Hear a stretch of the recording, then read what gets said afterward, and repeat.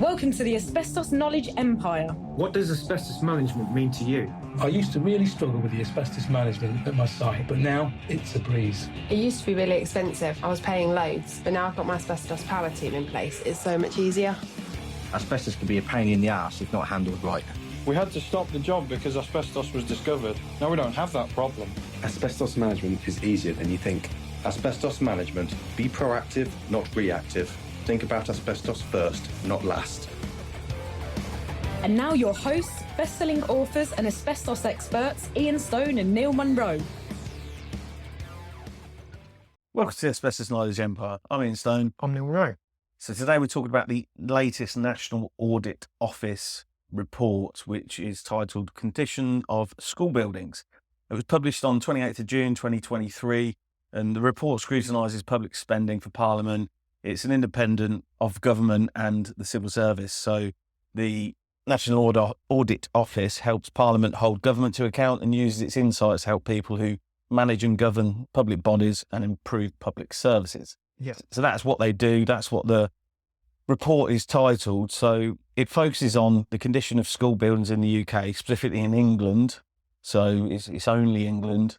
It examines whether the Department for Education is achieving its objectives to ensure school estate contains the safe and well-maintained school buildings that it regards as essential for a high-quality education. That's what the report was put together for. Yeah, and I think this is on the back of previous reports which have looked into school conditions, and it's really a hot topic at the minute.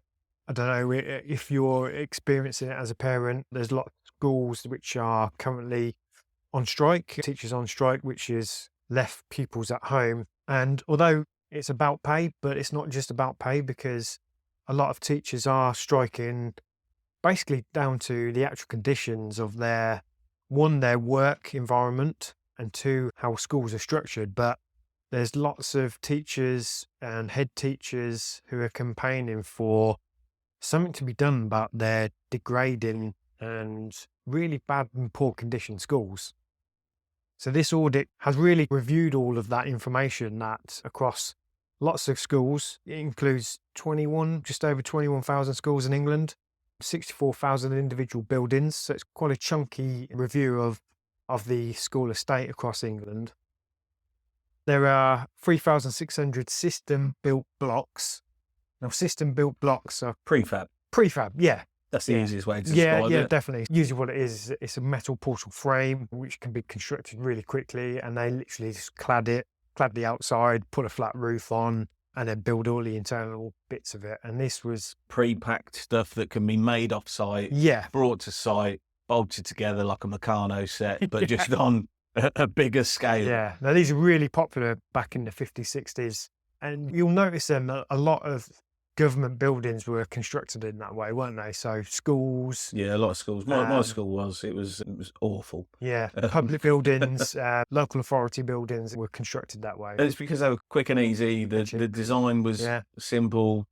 You could literally throw up a building very quickly. It was very cheap as opposed to normal construction methods. Yeah. So that's why they were used a lot. Yeah, and why is that a factor? Because as they put it quite quickly, quite cheaply. You get what you pay for. Yeah, they are significantly starting to deteriorate. And from our point of view, these buildings were also heavily used and constructed with asbestos. Yeah, and again, they were used because putting that building up, it needed fire safety to be included within the build. So that's why asbestos was heavily used in these type properties. But that's an issue now because they're past their life for the building of what they were actually intended to be used for.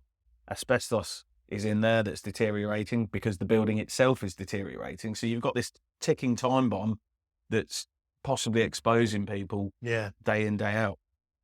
Now, the Department for Education recommended in 2020 that £5.3 billion of annual funding would be required longer term to maintain schools and mitigate the most serious risks to building failure. Okay, so that's not even to create anything new. That's just to keep them status quo. To keep them 5 billion open. Over 5 billion a year just to keep the status quo of some very crappy schools. Yeah. That's crackers. The average amount of annual capital funding for school rebuilding, maintenance and repair spent by the Department for Education between 2016 to 17 and 22 to 23 was 2.3 billion. So you can see that's increasing, and it's increasing quite rapidly because, like we said, the school buildings they're past their lifespan. So that bill is only going to get worse. Yeah.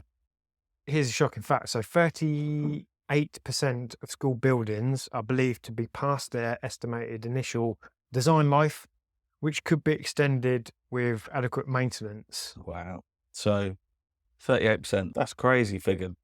Having schools, 38% Yeah. that are past it. So we've only got 60% of good schools. Yeah. 38% Yeah, past their sell-by date. Yeah. Life. But the point raising is they could be extended if they get the right funding For the maintenance. But at those sort of figures, that's a huge figure just to limp on, isn't it? Yes. Yeah. 700,000 pupils are learning in a school that is responsible body or Department for Education believes requires major rebuilding or refurbishment. So nearly 1 million kids learning in school that's, again, not adequate. Yeah, that's crazy. That's a lot of hell. And do you consider that when you're sending your children to school, that they're going to a place which might not be fit for them to be in? Do you know what I did?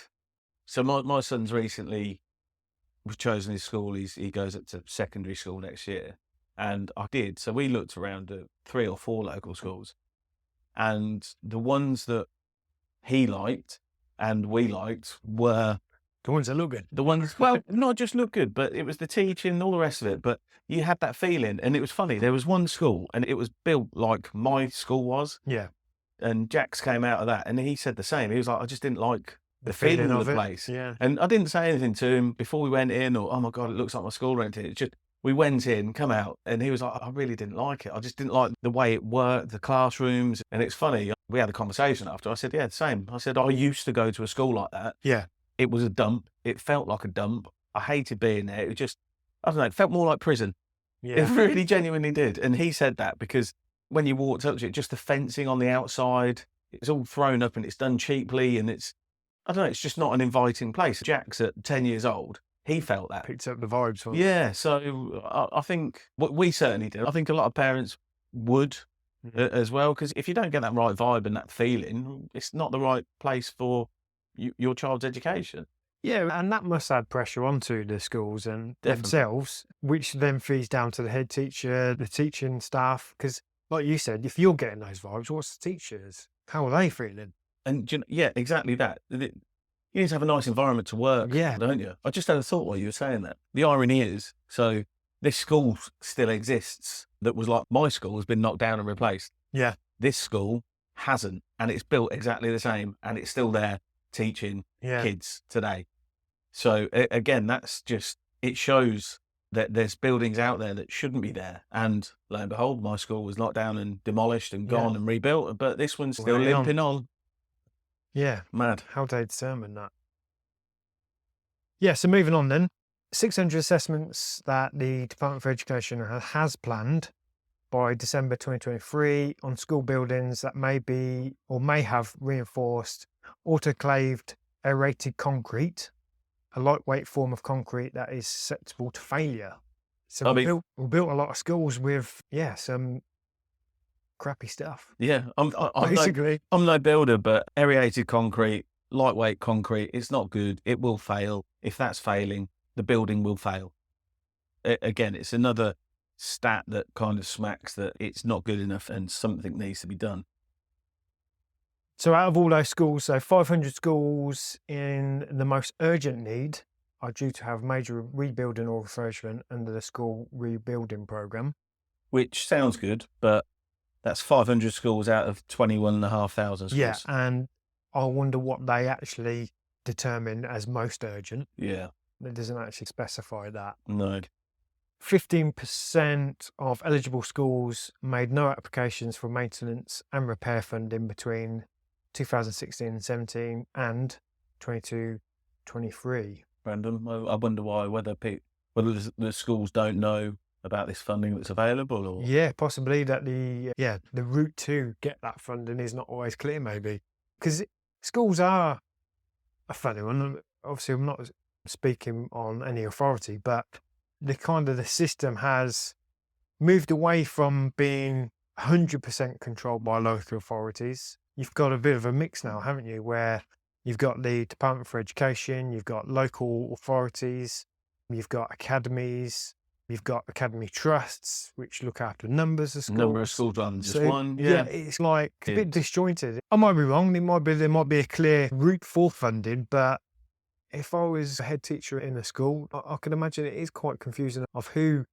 do I go to? No, I think that's it. I think that's the nail on the head. Before, it was a local authority. You go to the local authority. Now, what do? Oh, I don't know, because it depends on whether you're an academy or whether you're a trust or whether you're public or whatever it is. Yeah. It's completely different across the board. So I think there probably is confusion there. And the fact that there is that confusion with something as simple as getting funding, is there confusion over how to manage asbestos? Yeah. I would argue 100% yes, there is, because head teachers run schools and teach. That's predominantly what they're there to do. But building works, maintenance works, asbestos, that's not their bag. Yeah. That's not their core thing that they are set up to do. That's what we do for a living. Yeah. We're asbestos consultants that consult and tell people and help people how to manage asbestos, how to deal with asbestos in projects and all the rest of it. A normal teacher isn't going to be aware of that. No, definitely not. Definitely not. So the report concludes basically that there really is a significant gap between the funding available and what the DFE assesses. It needs to achieve its aim for school buildings to be safe and in a good condition. It also states that funding is often used for urgent repairs rather than planned maintenance, which for the Department for Education itself acknowledges risk not offering good long-term value for money. So basically what that's saying is funding that's often used to patch, repair or fix something that's broken. There's no kind of proactive maintenance being carried out to prevent those. No, there's no urgent longevity care. plan, is Yeah. there? It's just, like you say, We've got a problem, we need to put a plaster on it. stick a plaster on it, carry on, stick a plaster on it, carry on. But there's no actual, how are we getting out of this rut of sticking plasters on stuff? Yeah, so that's the general state of affairs in regards to the conditions of buildings. But what we want to extract from that report is what's the asbestos element of this. And there's some key points that were mentioned within your report. So many school buildings contain asbestos, which presents a safety risk if not managed carefully and increases the cost of maintenance and repair work. Definitely. That's 100%. And that really is something that isn't considered in schools. Is the ongoing maintenance costs of asbestos or costs of removing asbestos to one, either initiate maintenance works, but particularly when there's any refurbishment works being carried out as well. It's not always considered that there's going to be a cost associated with that. No, a lot of the times, it's not just schools, but everybody, all they focus on is the shiny new office, the shiny new room, the shiny new building that is going to replace the existing. Yeah. And all the work goes into creating the plans, doing design features, making it look beautiful. Yep. How is it going to work has been fantastic. It all looks fantastic and it's amazing. And time again, everybody forgets, we've actually got to get rid of asbestos, or we might come across asbestos in that project. And then straight away, they have a survey, they identify asbestos, and lo and behold, the budget's out the window. Yeah, the budget can be blown. That's the thing. It's something as simple as, I don't know, converting a loft within a school, which we've seen done. We've seen them converted to media centres and stuff like that, which absolutely fantastic. But we've also seen it in schools where they had, I don't know, £500,000 to do this conversion, and a survey's been carried out. The ceiling void is fully contaminated with pipe insulation or asbestos insulating board, and that cost alone is £500,000 to make that gone. So all of a sudden, the asbestos element has taken up the entire budget. They're not always as drastic as that, but any time when you've got the budget, especially in a school scenario, they've got that budget, that is set pretty much in stone. If it comes in at an extra 50k, that needs to be knocked till next year, or they need to go back for extra funding. So it really can have a massive impact on plans for schools. Yeah. The report acknowledges that asbestos is particularly a concern in older buildings. Yeah, we would agree with that. Around 24,000 school buildings, so approximately 38% of the total, are beyond their estimated initial lifespan and generally require more maintenance than newer buildings. This includes 10,000 buildings constructed before 1940, with an estimated initial lifespan of 60 to 80 years, and an estimated 3,800 system-built blocks constructed between 1940 and 1980, with an estimated initial lifespan of 30 to 40 years. Wow. Yeah, so 1940, the year I was born, 1980. Yeah. A lot of them shouldn't be there, and here we are now, another 42 years on. Yeah. That is, so the system-built blocks and, the system-built buildings, initial lifespan, 30 to 40 years. I don't think that's very good, do you? As in, we've put a building up, we only expect it to be around for 30 years. Doesn't sound right to me. I don't know. I think that the problem is, it post-war time, come out, there was a boom on, we needed to rebuild Britain. And again, I think this was thought of as the sticking plaster of, we build these, we get people educated, we're all good as a country, we'll then obviously include it in our budgets. Yes. We'll knock them down, we'll build some beautiful buildings again that will last for a few hundred years. Yeah. In reality, that hasn't worked. No, definitely not. And so I think, in my opinion, that's probably what the mindset was, which I don't think is a bad one. If you say... If that was the purpose. Yeah, if that's the purpose, I'm building this building for 40 years, but the plan is in 40 years, so we've got 40 years to save, invest in a new build that will be better, then happy days. But it hasn't happened. Money's got pulled, and the government hasn't spent that and hasn't stuck to the previous government's plans. Yeah. Are you talking about 14,000 of those? 14,000 of those. That's madness. Yeah. Just think about how big your school was when you went. Yeah. There's 14,000 of those. Yeah. That's crazy. Throughout the country. And this is in England. England alone. Yeah, definitely. So the report also looked at the presence of asbestos in school buildings and raised that it was a significant concern due to the health risks associated with asbestos exposure. The fact that many school buildings contain asbestos and are beyond their estimated initial lifespan suggests that there is a pressing need for careful management and potential removal of asbestos. This is especially important given that these buildings are used by children who are particularly more vulnerable to the effects of asbestos exposure. Definitely. And I completely agree with that something needs to be done. We need to start with schools. They are a special place. Children are more susceptible. Their lungs are developing, so they're more susceptible to asbestos fibre. Yeah. It's a time bomb that's, again, continuing to happen. Yeah. And just while we're having this conversation, I'm just thinking, I joined the industry in 2002. So what are we, 2023, so 21 years ago now. And nothing's changed. That's the thing. It's like, I've been doing this for this long. Nothing on the face of it has really changed. Yes, we've had regulations. Yeah. Yes, we've had different sets come in. Yes, we've had different guidance, and I would say better guidance provided by Health and Safety Executive for surveys and stuff like that. However, when I boil it back down to the bare bones, nothing has changed, because week in, week out, day in, day out, we're still going to properties for the first time that they've ever had a survey, even though they should have had one years ago. Yeah. We're going to properties regularly because asbestos has been exposed. It's just not, it just doesn't feel like anything has changed. Yeah. Do you know what I mean? Absolutely. It's slightly more of an issue and people talk about it more, but just nowhere near enough. Yeah, definitely. We're still coming across the same problems. Yeah, I was just sitting there thinking this really is a ticking time bomb. If you look at, we've got an estate of schools in England, particularly, which are old, decrepit, falling apart, beyond their life cycle, contain asbestos. We've already talked about asbestos are not being managed correctly.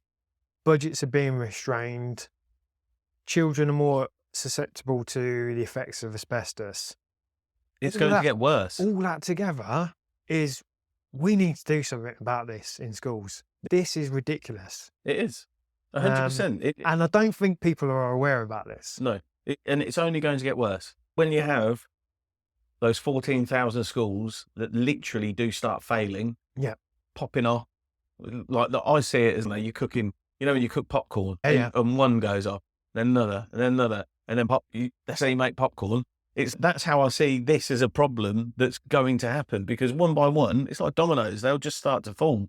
And if that is happening, exposure is going to get worse for people because more children are going to get exposed through school, which then will lead on to more exposure and more things like mesothelioma later in life. Yeah, 100%. It's just going to be worse. Yep. And to add to that, what the report highlights is all costs are going up. So increased costs of maintenance and repair due to presence of asbestos is an additional challenge.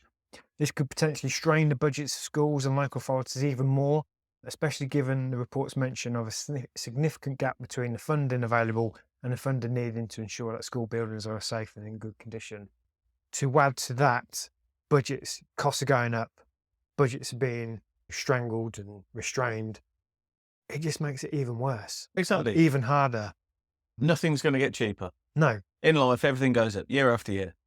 But we know that. So the cost of sorting it out now is going to be cheaper than what it will be sorting it out in 10 years from now, 40 years from now. That was the kind of recommendation made in the other report, that we should look at it over 40 years, which, again, I don't feel that's quick enough. That's not soon enough. And just think about the costs of how much the average house was in 10 Britain. years ago. Yeah, 10 years ago even. Look at 40 years ago. 40 years ago, That as a cost example, it will be shocking. Yeah. I don't know what it is. It'll be a few grand to hundreds of thousands. Yeah, and they say house prices double every 10 years on average. Yeah. Yeah, crazy.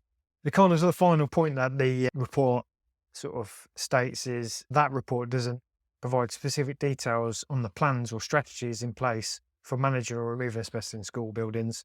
This could be an area for further investigation or inquiry, which it was good to have that in there because it is highlighting the fact that further looking into this, further investigation, and indeed an inquiry should be put into this and reviewing asbestos in schools. Definitely, I think so. It's more evidence has come to light, hasn't it? Yeah. And that's the thing. Ultimately, you can't keep doing the same thing. If more evidence comes to light, you need to go back and have a look at what the rules of the game were. What are the facts? And with all these reports that are coming out, there's more and more facts becoming available now. People are looking into it and providing that detail. So it is a good one. It is a movement towards that. Do you know what? Again, just thinking about more facts coming to light and re-looking at stuff. Look, I like rugby. There's a whole load of facts that have come out about head injuries. Not just in sport, but in rugby in particular. Yeah. And they've made big steps. The RFU have made big steps to change how children play sport. So when I was a kid, you just go play whatever. Nothing was thought of it. My son now plays. He goes. They've recently made the recommendation that kids should be wearing the scrum caps.